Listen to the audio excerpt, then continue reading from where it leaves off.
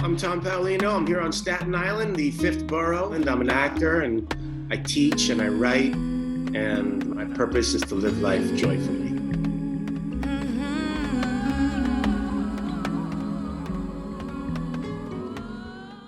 It is so comforting to know that our energy survives us. In today's interview, we're going to be talking with Tom Paolino. This is part 2 of a 2-part series here. He is an amazing actor, writer, producer, and teacher. Last time we were talking about following your bliss. In today's conversation, we're going to be getting a little bit more philosophical, and we're going to be talking about how to be a hero. I'm so excited that you are here. Welcome.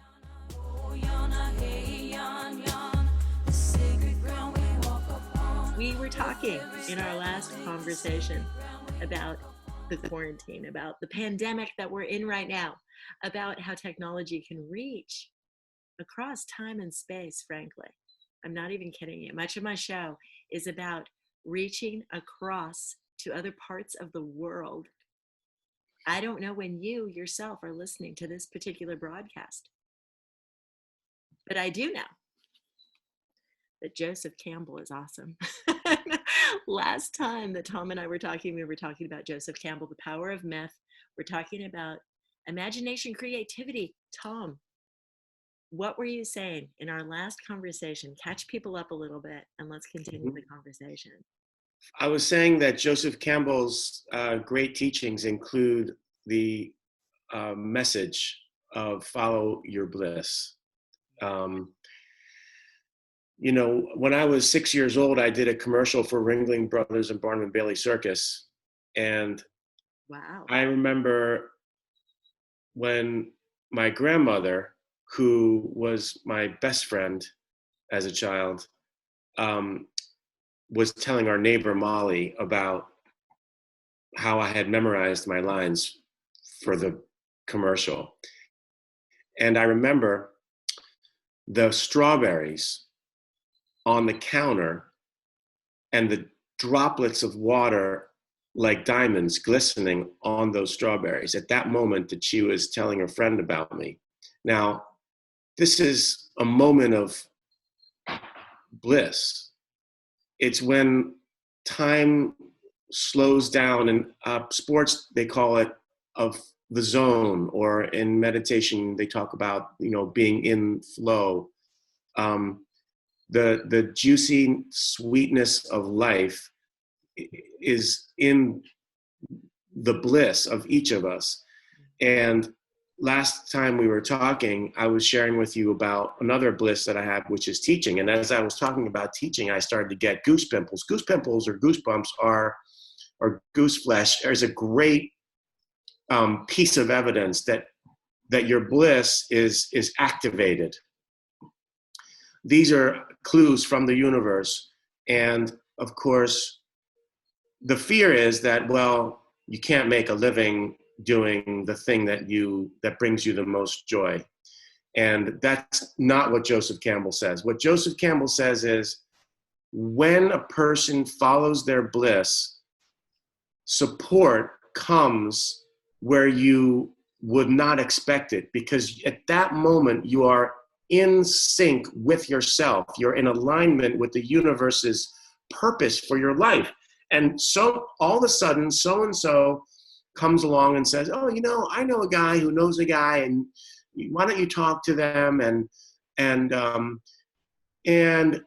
the universe is supporting, it's in support of what you're doing. Why? Because it's the best thing for the highest number of people. And the universe is, in its essence, love. And so when you're in a place of maximum service, things flow, you're in the zone, and everybody benefits.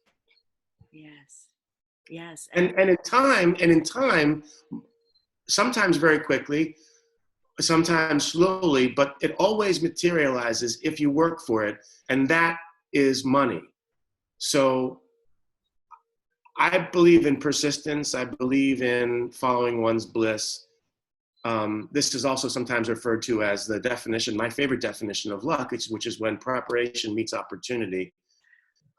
So all of You're these things are absolutely important. right. I'm glad you mentioned that, because I think a lot of people have trouble with the term abundance, that whole idea. When you give, we were talking last time in conversation here about the more you give, the more you receive. And it comes in different forms. We all have different skills from the dawn of mankind.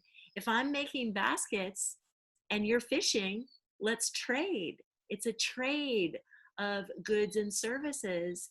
That's what abundance is. You're not being evil for asking for money for something that makes you happy. It is one of the people that I've been working with for a couple of years. We often talk about the fact that it's okay to have fun while you are making money. I mean, a comedian, hello, they're laughing on stage. Just because they look like they're having fun, it's still a job. It is what they're doing. An actor, whatever it may be. You don't look at Taylor Swift and say, oh, she just likes to sing. It makes her happy.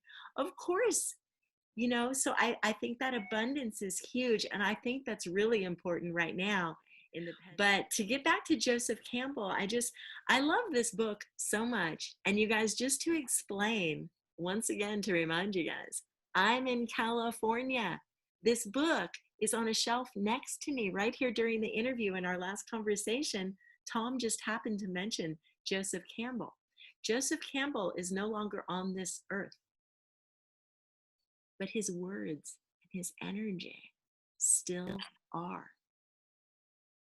He is meant to be here in this conversation with us. He is here. He is here. And so many people that came before us are. Yeah. And I think that Joseph Campbell's talking about heroes a lot, the hero's journey, that we are all heroes. Those kids in China that you teach through the internet, you are their hero. You are. It's just amazing. And I think everything we put out here matters. It really does. I think that one of the things we were talking about in our prior conversation was our preconceived ideas about what things mean. Meditation, prayer, love, fear, greed versus ambition. There's nothing wrong with being ambitious if you channel it from a place of good intention. And everybody doesn't necessarily think that way. I think it's our responsibility to use our voices and to reach out and connect with people who do think in similar ways, and reach out and be a good example, be a hero to somebody who doesn't even realize it. Last time you mentioned something about the Buddha, you were mentioning a story, and I want to show you another book. Are you ready? I'm ready. This book is right next to me. The Parallel Teachings of Jesus and Buddha. Wow, beautiful. I love this book. I've seen that book. That's terrific. It's really amazing. It's really cool. Sometimes on my podcast, I will read some of the stories in here and some of the quotes, comparing them. There are so many different stories and analogies to Buddha walking on water, for instance. Obviously, Jesus and walking on water. It's interesting because I found this book at our Catholic church at the book sale at a carnival a couple of years ago now. But I was going through the time with my podcast, for instance, a lot of people were asking questions about meditation, there's this idea, some people really are in a strong opinion that meditation, that Buddha teachings are from some negative place. And I remember actually when my husband and I got married, the priest that was marrying us, we had a little quote that we wanted to read. It was a Native American quote that we read during our vows. The priest was horrified He actually said, Tom, he said, next thing you know, we'll have Buddha in the church. So I Yeah. think it's so interesting. What do you think the difference? And I know you're Italian, Mm-hmm. so I'm sure Jesus has come up in conversation in your life. Mm-hmm. How do you explain how the two both are okay? What lives in our, I think about what lives in our heart. I mean, I think, you know, love lives in our heart. I think the anger and fear live in our mind, but our heart, I think, is pure love. Mm-hmm. So Jesus, Buddha, um, people that I know walking the earth right now, there are expressions, higher level expressions of love, and so they're just more in our heart than something like bitterness or a fearful person in any industry. So I think what matters most is what works actually. If Yeah. something works, if something resonates with you, whether it be Buddha or Jesus or positive affirmations or Judaism, I don't think it really matters. The only thing that matters is if it brings peace to your heart. Yeah. If it increases your capacity to be a light to the world. I mean, whether it was Jesus or Buddha, they all basically talk about the same thing as being a light to the world. And Mm-hmm. and and and there are, it's not, I think it's hard to do but simple to conceptualize. And basically you're talking about service, that a life worth living is a life that is grounded, fundamentally grounded in service. The real question is, how do you increase your capacity to give, to be of service? I think that's the real issue. And and and great spiritual teachers provide tools, methods, mechanisms, techniques, ways to increase your capacity to serve humanity, whether it be meditation or prayer. I don't think it really matters what it is, but if it increases your capacity to give, it will resonate, and then you know you're onto something. Yes, yes. That's what I was just referring to as far as abundance. It's the same thing as a teacher, as any kind of guide. You need to consume nutrition, obviously food for your body to function. You need to consume other teachings and insights, and you need to monetary items as well. Like anybody, like, you know, the greatest spiritual teachers and writers of any time, their gifts, they wouldn't be able to provide their gifts to us unless they were taken care of in some way. Like Ram Dass, Marianne Williamson, they need places to live, and they need to sell their books, and they need to do their thing. And they need to, that is the way they're going to increase their capacity to give, like you're saying. Yeah, I mean, one of the things that I always look for in a spiritual teacher is someone who has a mentor of their own. So the spiritual path is an ongoing process, right? It doesn't end. Mm-hmm. Anyone who's for real is continuing their spiritual growth, which is to say they are in the process of learning, and typically that means they're they have a teacher, someone that they work with on an ongoing basis. So um, there are certain things you can look for. Right, right. That's beautiful. Um, there's just so much that you can get overwhelmed. I Yeah. think that is one of the reasons, that is the reason why I started being out here more in the public eye, because I'm a meditation teacher. I'm also a religion teacher of second and third graders at our Catholic church. So for me, Kundalini light and energy is the Holy Spirit. That's in all the paintings, the halo on angels. it's all the same to me. And so I do meld it all together as it works for me. And I communicate it in such a way that it makes sense to my kids. I have teen kids. They were the ones that first encouraged me years ago to start a YouTube channel because we couldn't find anyone who could explain on YouTube how chakra energy worked. We couldn't find anyone that really resonated with us. There are tons of people out there, and they're all beautiful. And I encourage anyone who's a teacher to keep using your voice, even if you think it's already been said before. Keep saying it over and over, because the way you explain it is going to be different than someone else. And also, the ears that are hearing you are at a different place in their lives than they were a year before. I could be saying the exact same thing, and maybe it doesn't impact someone the same if they heard it 2 years ago.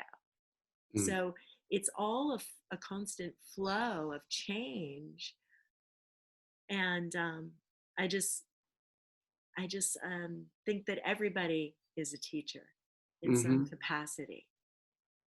I mean, the big thing that comes up as I listen to you is the idea that each person has something to offer. Mm-hmm. You know, so many of us grow up to hear that, don't talk, you talk too much. Mm. That's something I heard. Or, Me you know, too.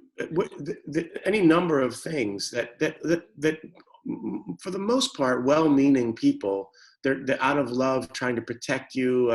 They don't want you to, get hurt, etc. But a child's brain oftentimes isn't developed to the point where they can, in counseling, the phrase is functional thought, so that you can internalize it or personalize it in such a way that you misinterpret and make meaning that is really damaging over the long term. Which is to say, when you're told you talk too much, the meaning I make out of that is I don't have anything to say, Mm-hmm. which is a very serious thing, because if you carry that around, what you have to offer gets hidden. And that's not what the universe wants. The universe wants you to be a sharing being, because it's an expanding, and we talked about this last time, it's an inherently expanding place. The universe is always expanding, Absolutely. including sharing the things that you were born to offer and have to offer. Yeah. And know that you have things to offer. Believe and know that you have things to offer that no one else has to offer. I mean, I remember, and I'll wrap up with this. Anyone who tells you that you're crazy to think that what you have to offer is special, that's, I mean, what I want to say is, run the other way, because that's the kind of thing that doesn't help. Well, I think it's a certain sense of confidence that you need to find in your own abilities and yourself too, because sometimes those people are close family members that you may need to know they love you. They just see you different than what you are really trying to put out there. Like I said, I mean, it comes from love most of the time. I mean, I think there are very few truly malicious people in the world, and for the most part, it comes from love, and you can trust that. Well, before I let you go, I just had one little area that I wanted to talk about as far as the quarantine goes. And as far as what we're talking about right here as well, I think the number one thing we can acknowledge in ourselves, in the world around us, we've been talking about this the whole time, it's a constant state of changing and evolution and expansion, like you just said. But it's really important to pay attention to when you say something, when you act or behave in a certain way, when you have a certain belief system, it's okay to change your mind.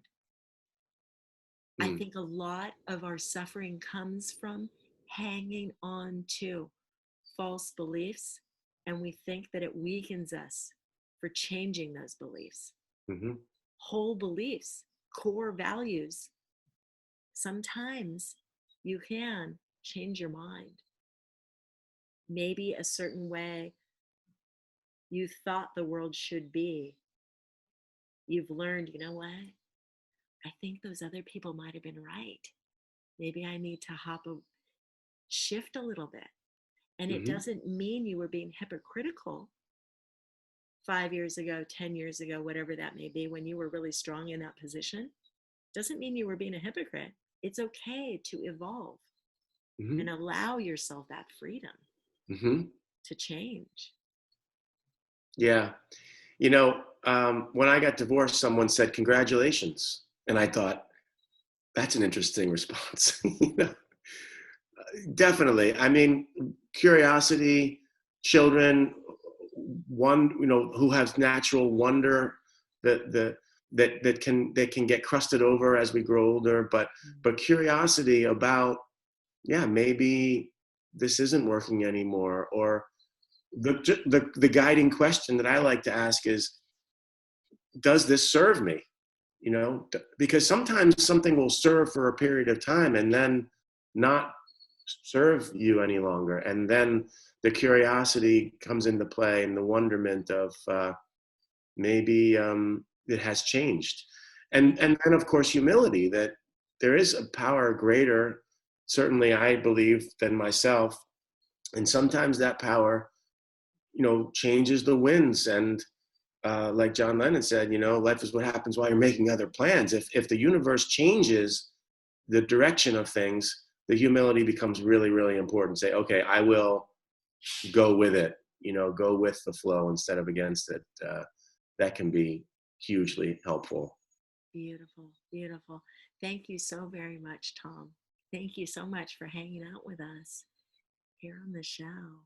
My Is there pleasure. anything you wanted to say in conclusion? That right there was just really, I hope, helps people shift.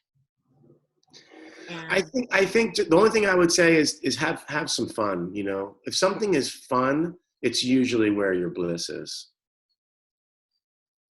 awesome. And you're having fun acting. What's going on with acting, by the way, where you are now? How do you do auditions and such in our current state of affairs? Hmm. Yeah, well, my manager just sent me an audition for NCIS, so I have that to look forward to. Uh, I have another audition for a film that's shooting in Pittsburgh. So I've been pretty busy, keeping my chops sharp with Zoom. Actually, I'm in two different groups, which uses Zoom to read plays. So, Oh, um, nice.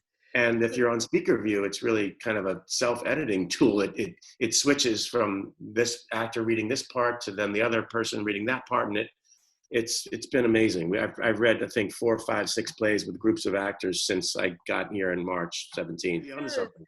But auditions, you're able to do auditions using the technology. Oh yeah, yeah. And I have a daily practice. I read 15 minutes aloud every day to keep my cold reading skills sharp, and I have a whole system that I do. Very cool. Thank you so much for spending your time here. I really, really appreciate it. I know even though we're all at home spending time in our quarantine or self isolation, time is precious. And I really appreciate yours. Yeah, Thank my you. pleasure. Thank you. All right. Have a great day. You too. Bye bye. Wow, I hope you had fun tuning into the show today. What a fun conversation. I'm so grateful that Tom spent some time with us here. I'm so grateful for you. Go be a hero today. That is your homework. And go ahead and keep coming back to the show if you like. I'm Maria. Strong Body, Strong Soul is the name of the show. If you'd like to subscribe, share, comment, we're happy to get back to you. Be a hero today and keep washing your hands. Talk to you soon.